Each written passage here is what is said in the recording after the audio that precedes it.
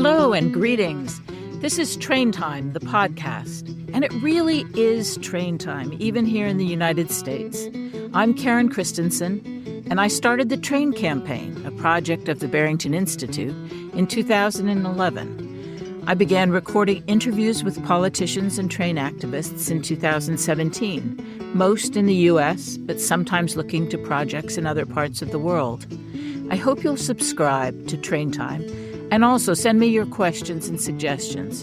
And visit our YouTube channel, Train Campaign, for some great interviews and amazing historical footage. Hi, Matt. Good to see you. I'm Karen Christensen. I'm talking today to Matt Silber, my colleague and fellow train. What do we want to call ourselves? Train enthusiast. Good to see you again, Karen. How's it going? Yeah, good. Well, I'm getting ready to go to China, and I'm glad that you wanted to talk about third places and really social life, the social Yeah, for side of sure. public transport. And, we ended our last show. I told the story about the African man I talked to on the train in Yes. between Guangzhou and Hong Kong many years ago. And I was thinking how different people from different cultures are when it Mhm. comes to train travel, or bus travel, public. You hear, I've never seen it, but the buses in some parts of the world with chickens and people picnicking and just Yeah. like everything happening, where we tend to be. I mean, what's your experience? What makes you interested in this topic? Because you seem I to mean, have some real thoughts about it. yeah, so we talked a little bit about it before, and, like, I think I mentioned on the last call how nice it was when we had that when I was taking the train to the city, I forget what, New York City. I live in Connecticut, but for anyone who's listening, if anyone cares, I don't know. Uh, when I was going in and I watched this woman just reading her book, and she got, like, chastised or something by some angry co-passenger. And in the process, she was kinda like, "What'd I do?" And the people next to her were like, "Yeah, you didn't do anything." Like, and then they were, like, a younger party. She was an older woman, and they just, like, chatted the whole way down. And I think that, like, kinda spoke to me a lot about the kind of community that I wanna have on train travel. And I care a lot about it just because, you're really into third spaces, and I loved that piece you wrote about, like, the saunas and the bathrooms and stuff, or the bathhouse. Am I Yeah, saying that right? The bathhouses, proper yeah, yeah, terminology. yeah. And yeah, I guess, like, I sent you that article by that Substack writer, Cartoons Hate Her, about, like, how, like, we perceive, third spaces, especially on trains and transportation. And, you had that nice story with the African man in China. And, like, any train enthusiasts listening, like, like, don't get your pitchforks out. I definitely think in America, there's a long way to go in terms of how people interact with the space of public transportation, and I think that's like a whole big conversation of decades of disinvestment and, almost of kind of like pro car propaganda that makes people not want to take the train. But I definitely think that that's a thing that is worth talking about. Like, I'm a big train advocate. I want people to take more trains. I want trains to connect people more. And I think to do that, you kind of have to dive head first into, well, are trains fun to take? You know? Right, and what kind of behavior is appropriate on a train? I remember getting on a long flight, probably to China, and I was, like, in the back of the plane, in one of these little two-seaters, and there was this man sitting next to me. Of course, for women, there's real challenges in this, Mhm. because you can get a guy who's not just making conversation, but he's hitting on you. Of course. Um, Yeah. and so the guy next to me clearly wanted to talk. And I'm not saying there was anything more involved, but I definitely didn't. I'm on way too close quarters, and I'm boxed in for, 15 hours. There is no way. I tend to be I have typically throughout my life been very unsocial on public transport. And I put my eye mask on, and I just totally shut down. I mean, I thought afterwards, who knows, might have been a pleasant person, but And that's kind of the sort of situation you run into in general when you take when you interact with people, with strangers, you know? And I think, that like and I've had sort of similar situations, and you're so right when you say it's different for women because, a 6 foot I'm a 6'1". My wife's in the other room, but, like, if anyone's listening, 6 feet tall.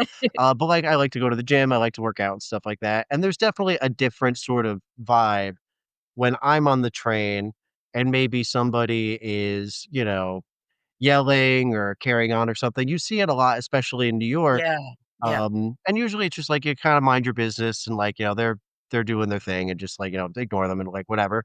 But that sort of I have the sense that, like, I have a physical sort of safety just in my size and demeanor yeah, that I think a lot of women don't have, and I understand right, why a lot of women aren't as eager to take the train maybe for that reason, you know? yeah. Yeah, it certainly is different, gonna be different for men, and that's probably a reason for a woman to be a bit more cautious.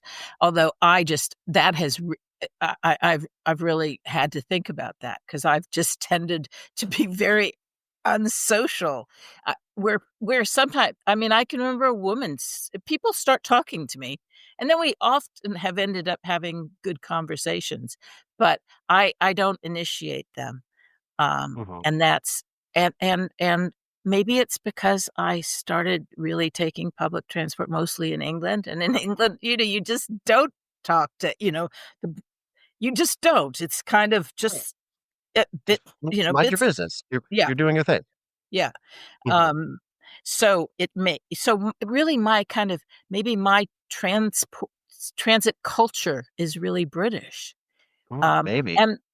And And I talked to or had an email from someone who's working a master's student who's working on a dissertation related to social life and, public behavior, and wanted to talk to me about trains, in particular, as third Mhm. places, and he was Mexican himself, but at This was sorry to interrupt, this was Alejandro, because Yeah, yeah, you shared yeah, with, yeah, I'd love to have yeah. him on, he seems really And interesting. he said he found it on the whole, he found things very cold in Britain compared to Mexico, and I haven't Mm, heard yet. We may get him on this podcast because 'cause I'd love to.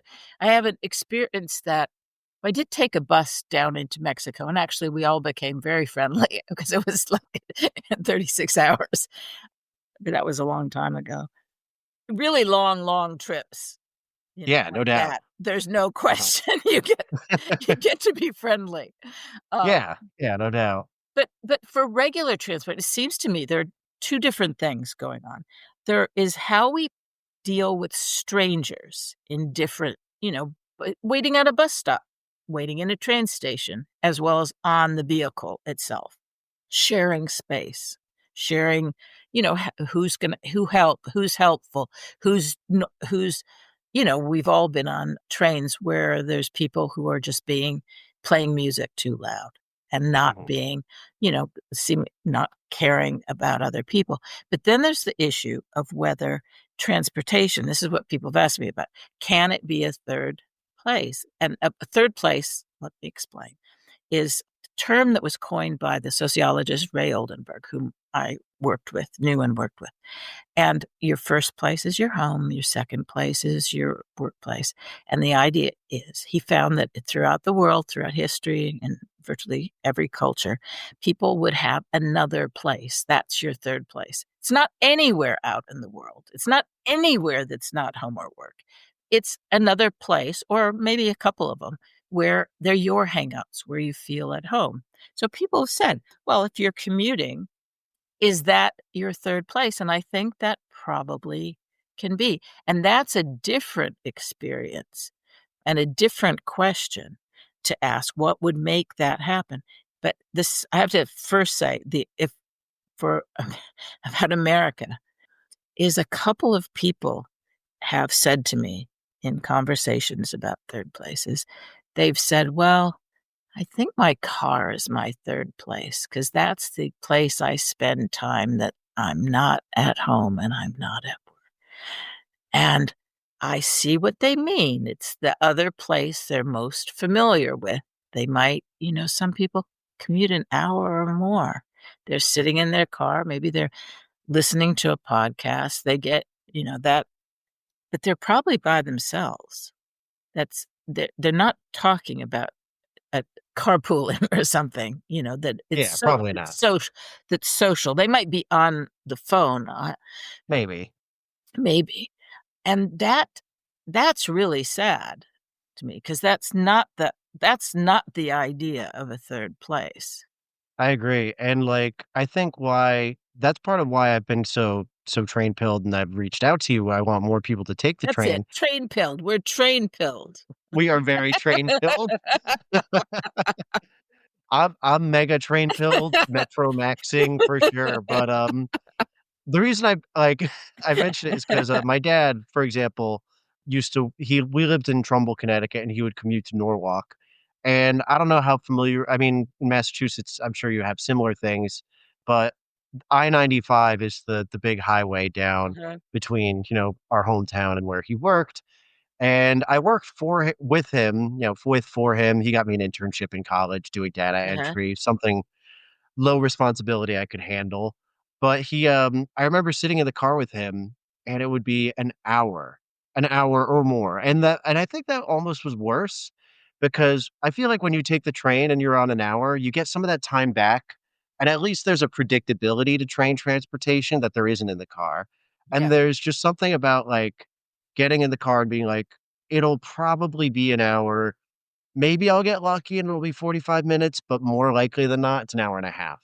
And yeah, I found that so boring. And And there's he was this like, dependency on other people. It doesn't make you feel good really commuting in traffic, does it? About other people. It's yeah.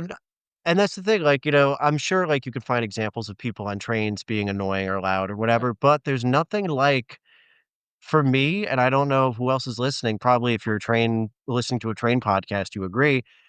At least if you're on a train, you can get some of that time back, and you can read or you can like, maybe you can text your friend or call your friend if you're in a car that allows serves like and that's a whole other thing, like the degree of volume on a train car, whatever. But when you're driving, you can't get that time back. You can listen to podcasts, maybe you can talk on the phone, but mostly like when you're in that stop and go highway traffic, and that's what it is. It's just like and that's even the more crushing part, I think, too. You're on a freeway designed for fast automobile transportation, yeah, and you're moving 10, 15 miles an hour. yeah, And it's yeah, just like, it feels so bad. And it's like, this is not right. This is not the best way to do it. yeah, If there were no other cars on the road, this would take me 25 minutes. But because all of us are going to the same place using the same method of transportation, now 2 hours out of my day is just gone, you yeah. know? All these huge steel boxes. The other thing, when you're on a train and it's working well, a good train service, somebody else is taking care of you. I mean, Right. there's a comfort in it. Someone else is driving. There's engineers driving.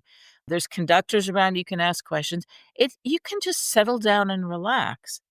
One of the people whose transformation I found interesting was our former state rep, Smitty Pignatelli, who, when I first went to talk to him about the trains, he was really quite negative. He was an old car guy. He grew up with cars. He was used to driving. So he says, you drive to Boston, it's faster. It's depending, but the trains are slow and infrequent from out here. But boy, he was converted by two things. First was his young staffers who said, "How would I get to the Berkshires? I don't drive." So they're in his Boston office, and I don't want to drive. And so that made him think. But the other thing is, once he actually tried the train, and it's not very convenient, so I can't imagine he was able to do it very much, but he did. And he said, wow, I can sit there with my briefcase and actually go through papers. I'm sure, and you could take a nap. You can look at the countryside. The train travel, if people experience some good train travel, not just once, but several times, and they grasp how it compares to car travel, it's really superior. And so what about the social side of it? Because it's very different. If someone is used to, I think what I see when I look at research on carpooling. It's declined in the United States, and I think it's declined because people we have become so unaccustomed to having to kind of collaborate with other people. And carpooling, you have to make certain arrangements. And even with smartphones, it's so much easier than it used to be. But, when you are on, say you're waiting for a train and then you're on a train, do you take any regularly? You're not a commuter by train, are you? No. No. No, I don't. Yeah. And this is like a whole other topic. I've been wanting to take the bus, and I live in Norwalk, which is Uh-huh. pretty good, like, got a Yeah. pretty muscular bus system as far as cities go in Connecticut, but it's still this is a whole other thing which we can get to, but public transportation and trains and buses, they're best if they're convenient and they're regular. And for me, it's just like I have a choice between driving to work in the morning and it's 10 minutes down the road, or I could get the bus, but that would mean I have to wake up an hour earlier Right. to take a 40-minute bus ride. So that's a whole other Yeah. thing. But Yeah. but Yeah. that's a whole other tangent. You asked if I commute regularly. No, Yeah. I don't. No, I don't. Do you know anyone who commutes regularly? Because I'm really interested in what happens when people commute regularly and how social that can become. Mhm. Um, We could talk to my wife. I could ask her about it more because uh-huh, she commutes from our apartment here in Norwalk to the city once or twice a week. uh-huh, So once or twice a week, she walks to the train station, takes it into the city, and gets home. I uh-huh, would take the subway every day when I was working in the city.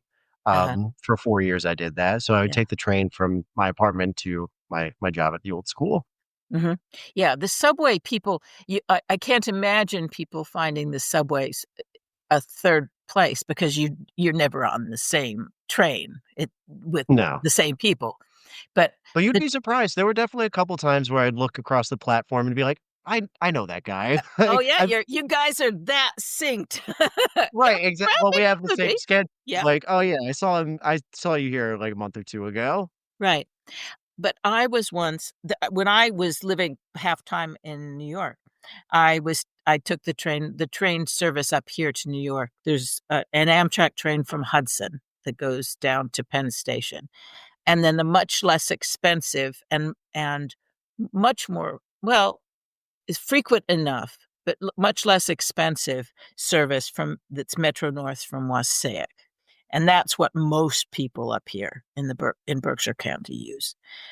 And that's what I would take, and it also goes into Grand Central, which is beautiful as opposed to Penn Station. Um, and I usually went down on Friday, so I had a certain routine, and I don't think I ever saw the same people, but occasionally I, have to get a different train, and I got a very early morning train, and that train from Wassaic, it takes 2 hours to get to Grand Central. And it starts about, I don't know, 5:10 in the morning. So people could commute every day from, from upstate New York, in fact, Definitely. and, clearly do. So, I remember one morning, I was on one of the really early trains, and there was some altercation between a man and the conductor over something to do with his ticket, and they were going at it. And I finally turned around and said, I ride this line all the time, and I've never heard of that, rule or whatever it was. And eventually they sorted it out and everyone sat down. The conductor went away. And then the people in front of me turned around and said, what do you mean you take this train all the time? We don't know you. Because they were all sitting there with their coffee, and the people in that first car, they clearly I was the outsider. Yeah, they were How like, could I claim excuse that? me? Like, we take this train all the time. Who are you?" Like So it was clearly that I mean, you have to call that a third place for them. I don't know how much they chatted and stuff, but they clearly listening. They, they were most of them were on the same train, sitting in the same car every morning, 5 days a week. And you have to think that that creates a familiarity. That is your third Yeah. space, Yeah. in a way, Yeah. in a in my opinion, better than your car. Because as you said, it can be more social. You can have your commute friends. You can be like text them and be like, "Hey, I'm gonna pick up coffee up for us this morning," Yes. And there's that sort of yeah, that community sort of energy. Even if, as you say, they're not yucking it up at 5, 10 in the morning or whatever it is, but they're still there with each other as opposed Yeah. to, separated. Yeah. And for quite a few people, and I will say that at least in my observation, it's older men. I mean, Ray Oldenburg is one, but I was in North Carolina and I was at a diner and there were just, older retired guys and they were clearly just hanging out.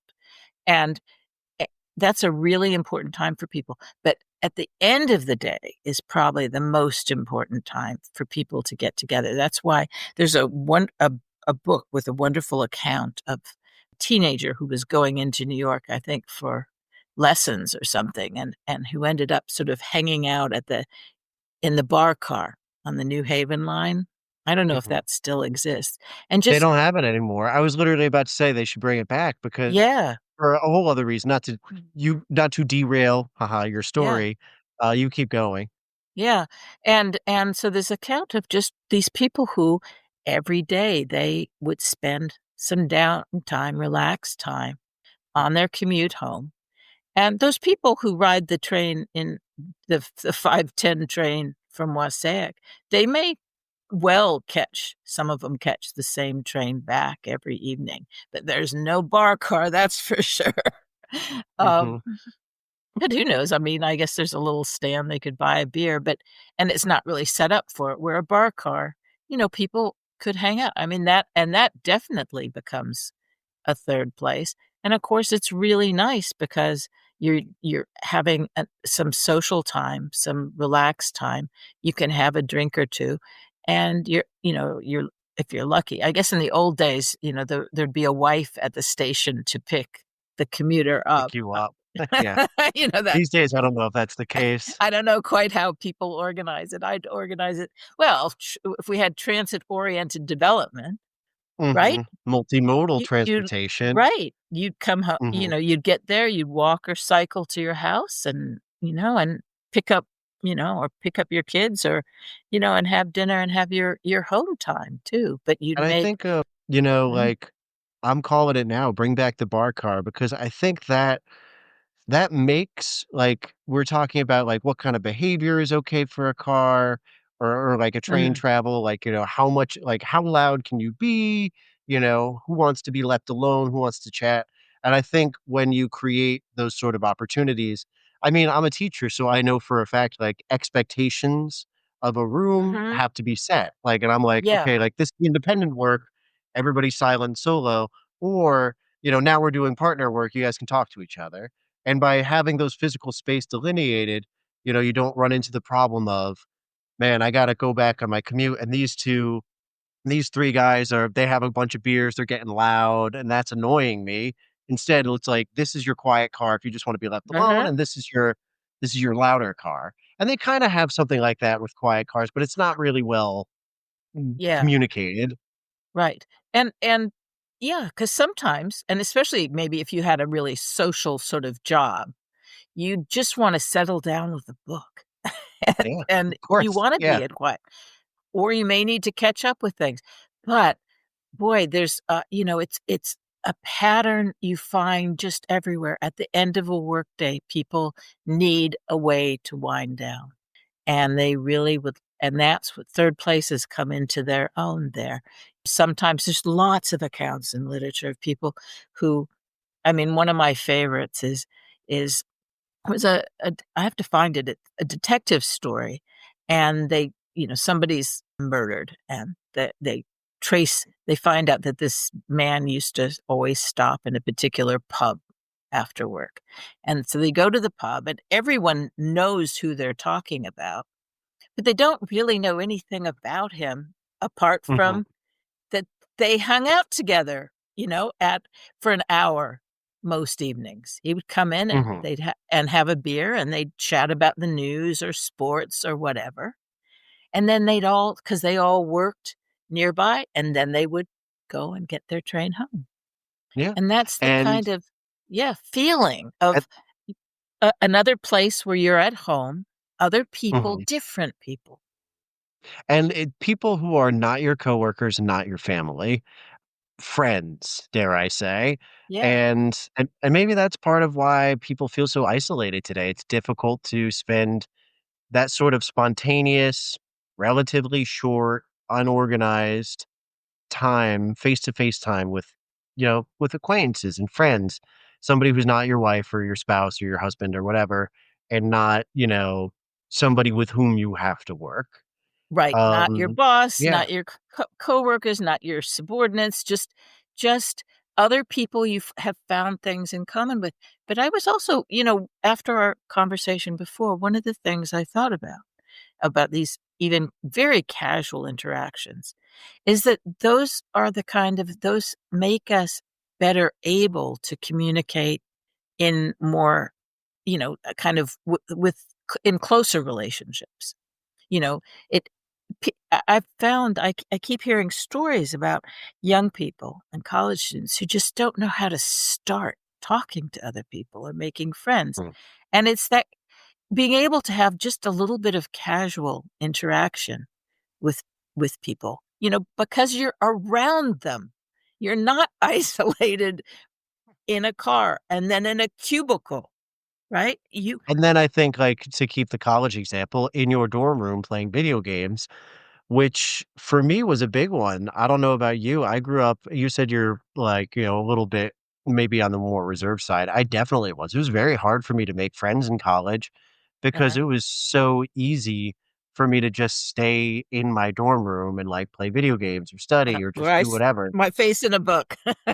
Yeah, exactly. So it actually took a lot of doing to, like, try to find those 3rd shared spaces where you can go and just communicate with people and just chat, and that was so it was yeah, it really taught me a lot, but, yeah, we do ourselves a disservice when we don't make it easy for people to have those sort of communication, as you say. And when it's really easy, where it's not one of my pet peeves is when people it was during COVID, I know. I got on something that was supposed to be a community chat. Can't remember if it was professional, probably something to do with some cause or for some interest of mine. But then they said, "We're gonna start by doing icebreakers, and we're gonna go around and everyone has to, I don't know, answer some quiz question." A lot of people just wanna go in and they wanna listen for a while. People have such different personal styles, and Totally.